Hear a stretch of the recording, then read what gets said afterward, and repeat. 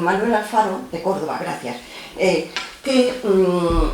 a ver, Rodríguez Losada quería este cuadro, cuando lo terminan, hace los esbozos, lo termina a finales de noviembre.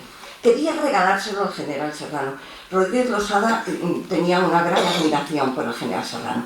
Pero claro, noviembre, el general Serrano ha llegado desde el 3 de octubre a Madrid, está organizando el gobierno provisional y para Rodríguez Losada le da apuro, no está para recibir cuadros, nada menos que es el alma de la revolución del 68.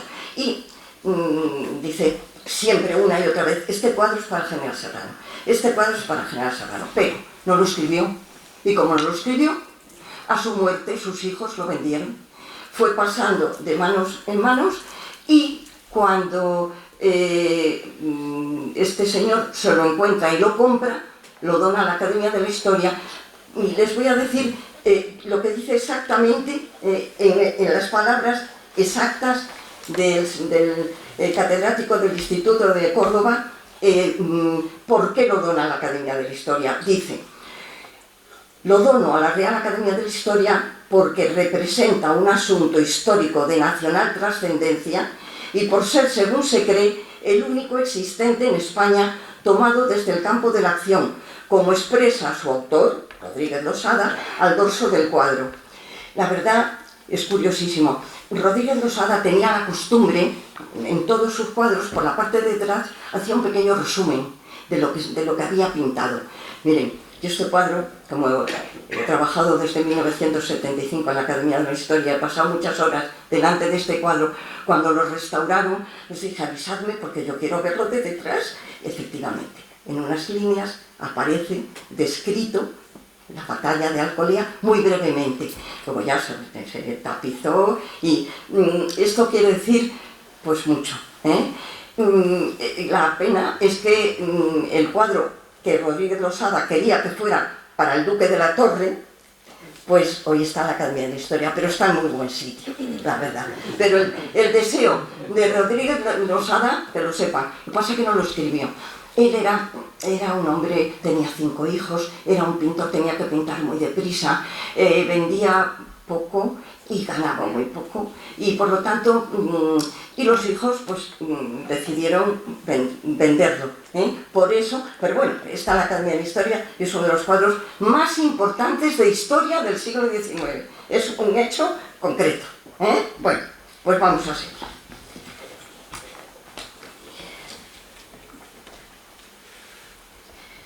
También está reflejada en el libro que hoy presento la actividad política del general Serrano.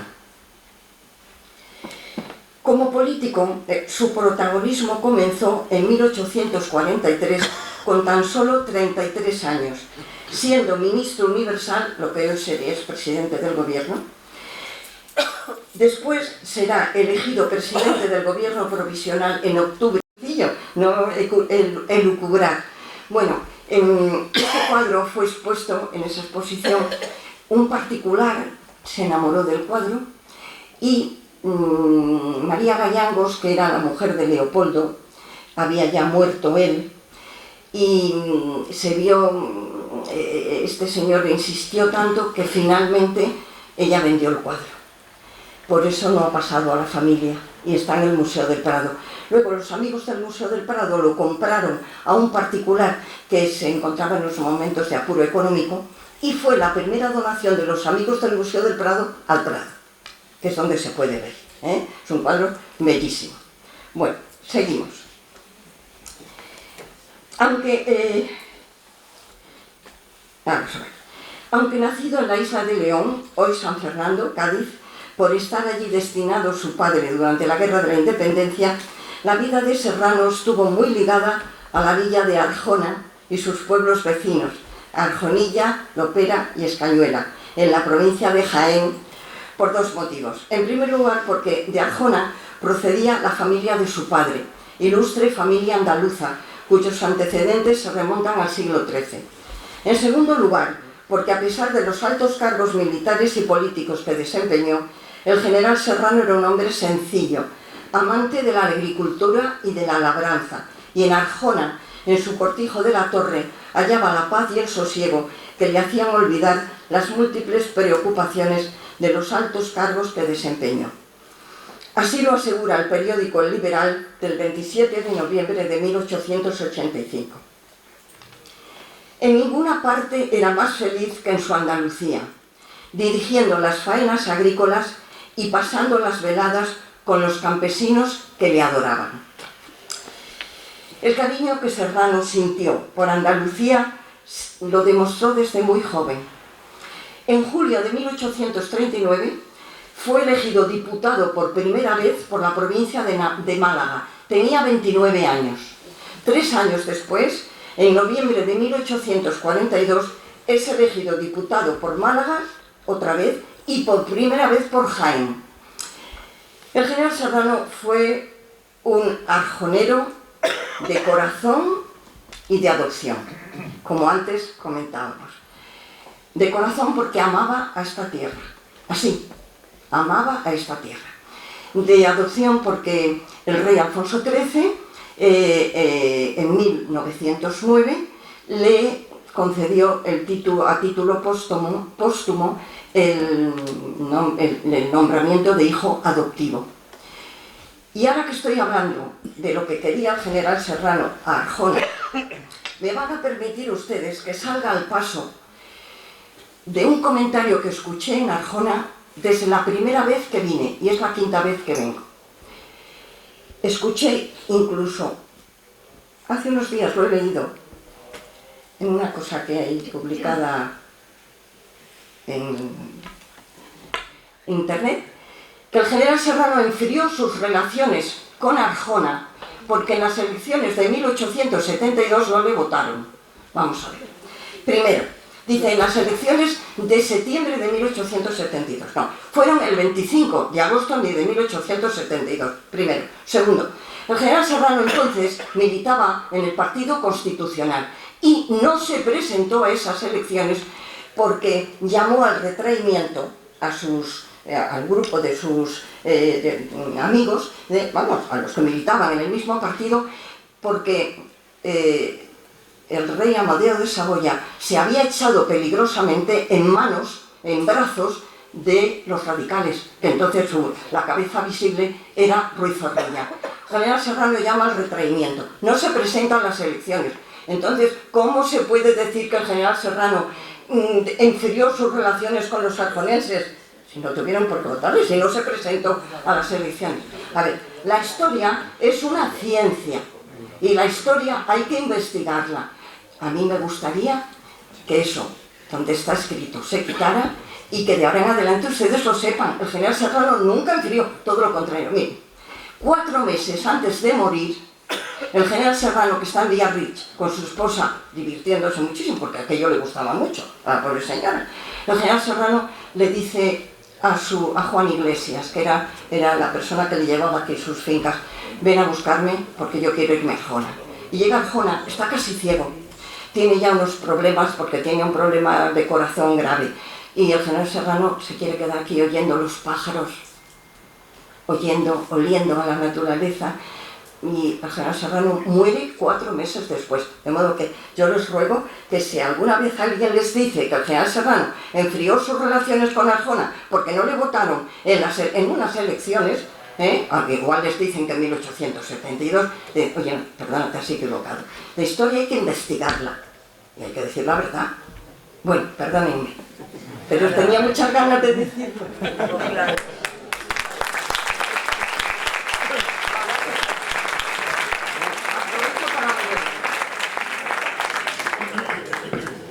Claro, es que la historia es una ciencia.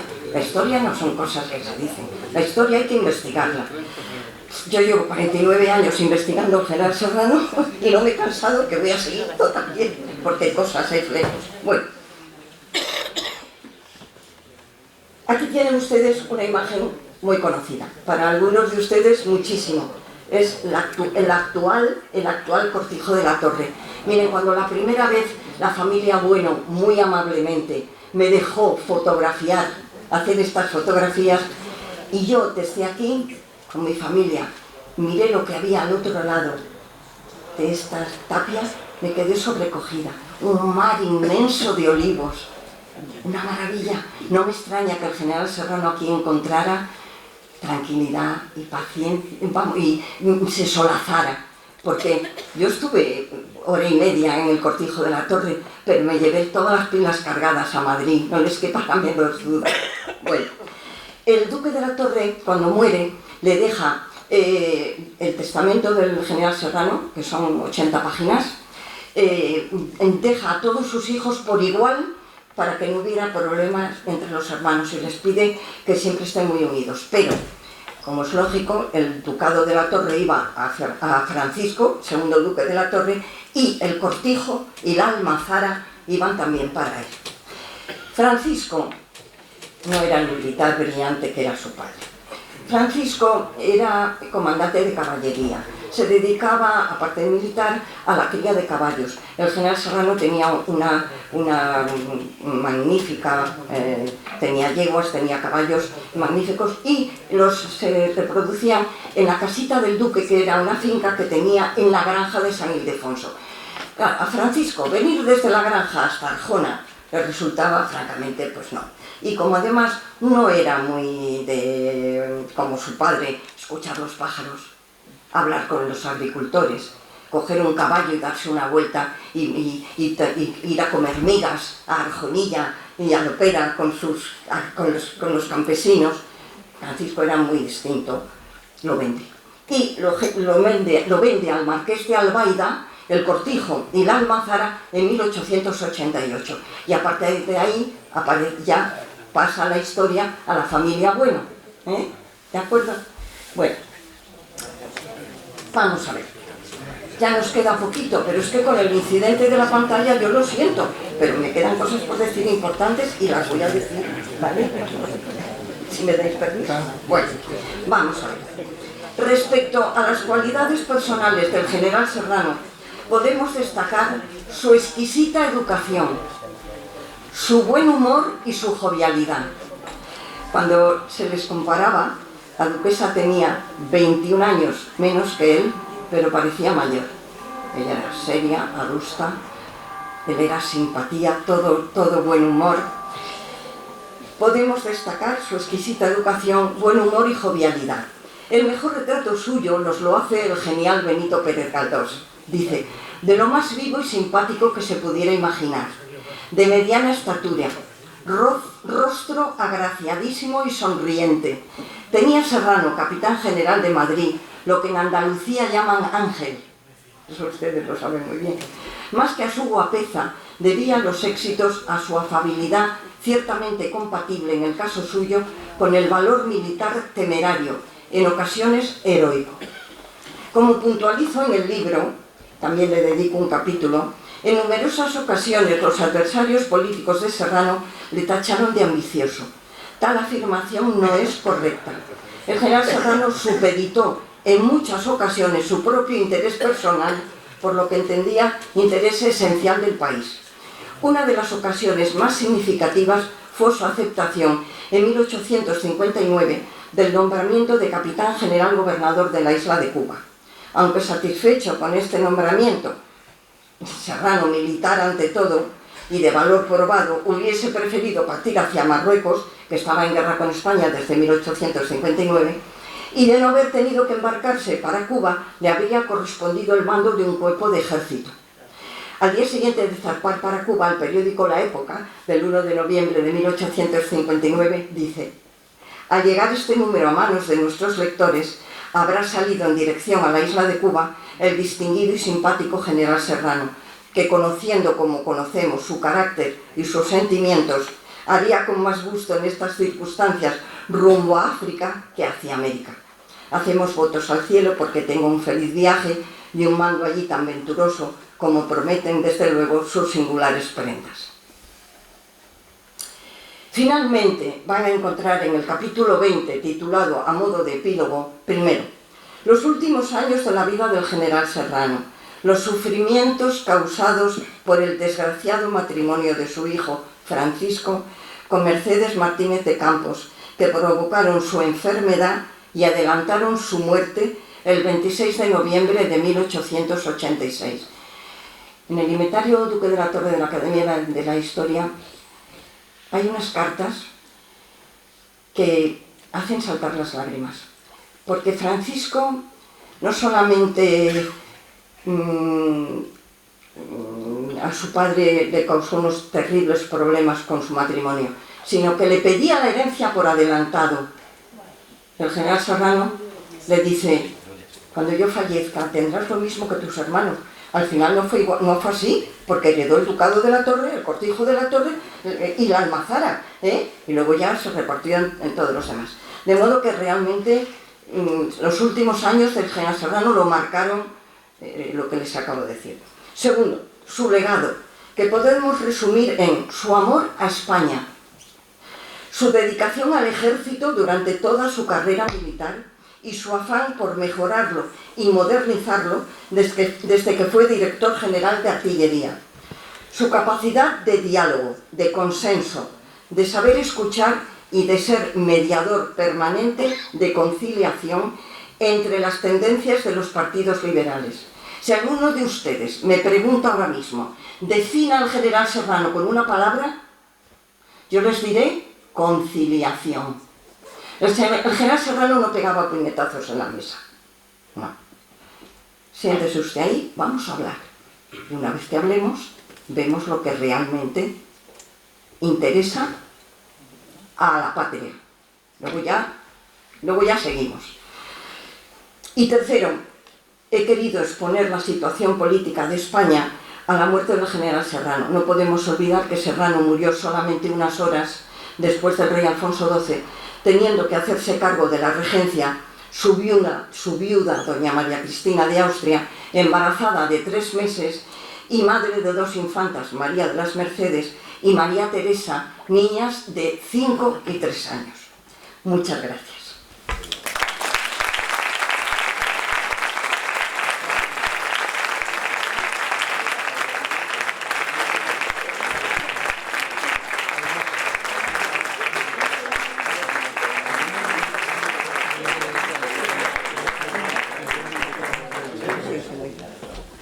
Muchísimas gracias, Trinidad. He disfrutado como en el año 2002.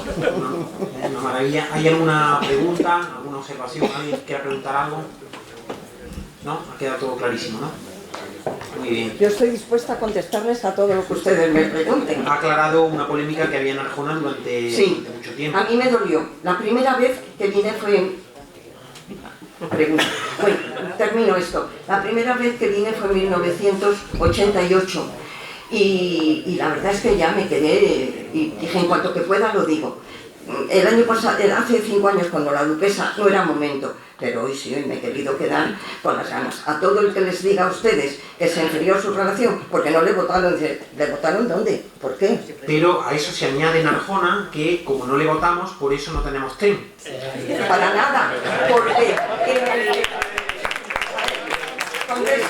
en el Congreso de los Diputados, en la biblioteca del Congreso de los Diputados, hay varios planos geológicos que demuestran la dificultad tan grande que consistía en traer aquí el ferrocarril. Claro. Ustedes saben el terreno de Arjona, y por lo tanto el llevarlo a Andújar no fue un capricho, y mucho menos del general Serrano, que adoraba esta tierra. Bueno, más que venir a morir aquí, decirle a Juan Iglesias, llévame, que yo lo que quiero, llévame de Biarritz, que quiero morirme en Arjona. Lo que pasa es que la duquesa dijo, no, traerlo a Madrid, que si no, yo también me tengo que lucir hasta en la muerte de él. Esa es la verdad. Bueno, ¿no? El señor senador no me va a preguntar nada. Graciosa. Dígame. Sí, ha hecho usted una referencia que también tuvo vinculación, evidentemente muy pequeña, con Arjonilla. ¿De qué tipo? ¿De qué? Porque su padre, el padre del general Serrano, Francisco Serrano Cuenca, había heredado de sus antepasados unas tierras en Arjonilla. Y entonces él estuvo un tiempo poniéndolas en labor para que tierras que produjeran, y luego allí hizo unas amistades con los agricultores, con la gente del campo, y iba de vez en cuando, que le invitaban a comer las migas. Eso es una cosa que se repite en unas cartas que he trabajado con ellas, y esa es la relación más directa con Arjonilla. Lo que le puedo decir. Bueno, ¿algo más? Porque un personaje de tal calibre y tal calado no tiene la historia, digamos, el sitio adecuado. No sé pues la voy a contestar clarísimamente. Cuesta mucho investigar. Y como está muy poco estudiado, pues la gente prefiere lo que no conoce, pues ya está. Yo mire, 45 años he sido catedrática de Historia, de enseñanza media, y he estado 13 años asistiendo a tribunales de selectividad. Todos los años, cuando nos pedía el decano y que hiciéramos las preguntas relativas para lo que iba a salir en Historia, siempre colocaba el gobierno provisional, o la revolución de 1868, es decir, para a ver qué os han enseñado vuestros profesores. Naturalmente, es eso, cuesta trabajo porque es un desconocido. A ver si la gente se lo sabe y entonces podrá incorporarse, porque desde luego fue un gran personaje. Pueden estar ustedes muy orgullosos. Arjona puede estar muy orgullosa, porque además sintió, es la palabra que sintió Serrano por Arjona fue amor, en toda la extensión de la palabra. No es que venía aquí porque es verdad que, claro, lógicamente pues traía las cacerías, porque entonces les gustaba mucho a los políticos cazar y a los militares y a todo el mundo, y entonces los traía pues aquí porque en esas dehesas de Andújar y de Socor, toda esa zona, pero no es que solamente viniera a cazar, no, venía muchas veces a meditar, muchas veces a recomponer fuerzas. No sé si la he contestado, pero vamos, es así. Por eso yo digo que es el gran desconocido, y por eso había que hacer justicia, y por eso le he dedicado tantísimos años de mi vida, aunque he hecho otros personajes, por supuesto, pero el general Serrano se ha convertido pues en... Y yo creo que hoy está contentísimo, contentísimo.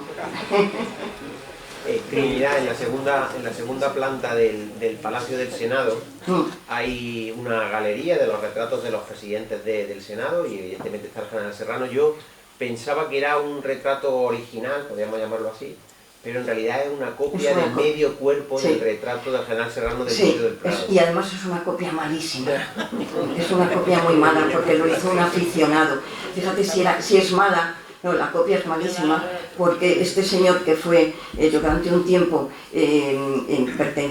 pertenecía a la Escuela de Bellas Artes, le hicieron que se marchara a Burdeos a trabajar sobre Goya, porque no daba pie con bolo. Es así. Muy bien, pues hemos finalizado. Los libros están a la venta, el volumen 1 y el volumen 2, para que lo puedan adquirir. Muchísimas gracias.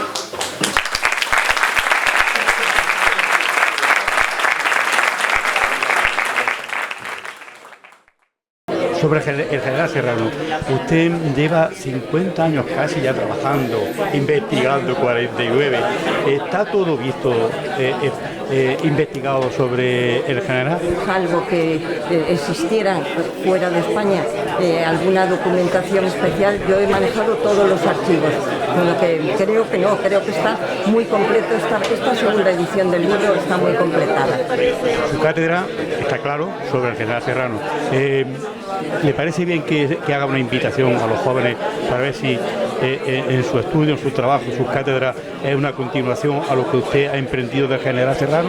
Sería importantísimo, sobre todo para que esta figura tan importante del siglo XIX fuera ocupar el lugar que le corresponde. Sí, por supuesto, yo animo a todos los jóvenes, y desde luego el libro es una historia política del siglo XIX, y el hilo conductor es la vida del general Serrano, pero ayudaría mucho a los universitarios, sin duda. Muchas felicidades y gracias una vez más por su visita a Arjona.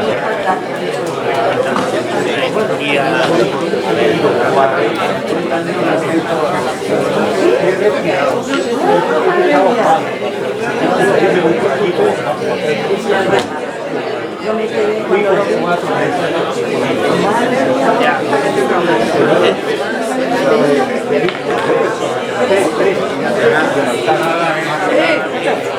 Está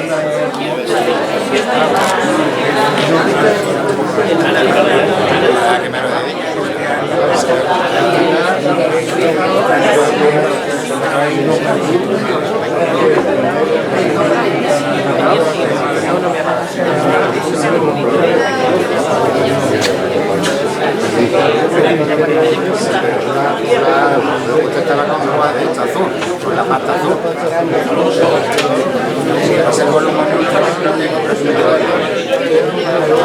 está chupando.